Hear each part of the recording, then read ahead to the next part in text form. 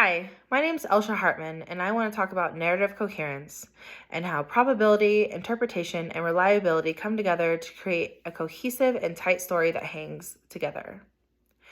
Narrative coherence has everything to do with how credible a story sounds to the listener. When we think about that, we have to consider, is the story cohesive? Are the people and events involved portraying a seamless single event? And does that single event fit into a larger, more organic whole? First, let's look at probability. When we think about probability, we have to decide if there are any contradictions in the story.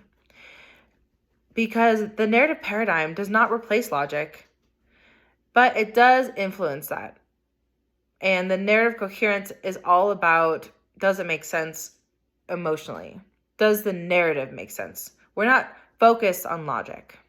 When we think about a sense of coherence, it's often strengthened by the storyteller adapting to the audience. That might not always be relevant, but when we think about the details that come when we tell certain stories to certain people, we can identify the details that make it more impactful to those people. Your family versus your friends, for example. Next, let's look at interpretation. We can consider interpretation important because it connects stories and the details. It connects stories with the facts and other interpretations. When we feel that the narrator has omitted any of those things, we are less likely to believe the story, whether or not logic is involved with that.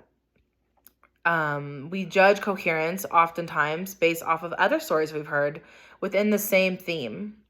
So if it doesn't sound right based on our previous experiences, we might be less likely to believe a new story, even though it's told within the same veins.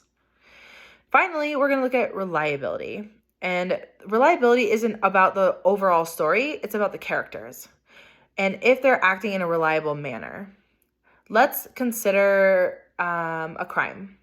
When we look at a crime and maybe a possible suspect, when an individual is being considered on a murder charge, we're looking at their behavior. We're looking at their remorse. We're looking at their emotion.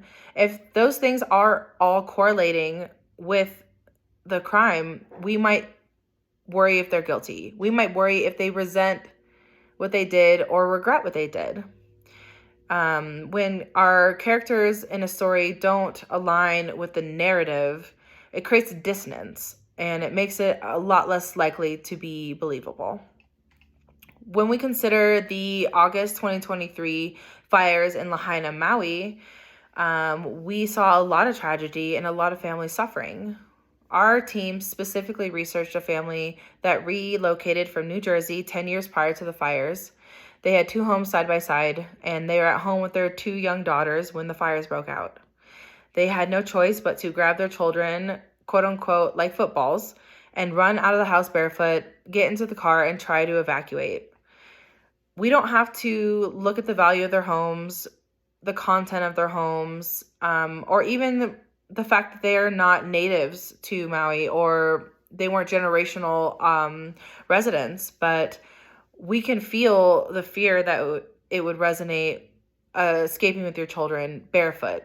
You know, the trauma that comes with a near-death experience and not being able to escape. Not only being unable to escape, but unable to recover any of your heirlooms or important materials that really there is no monetary value assigned to them.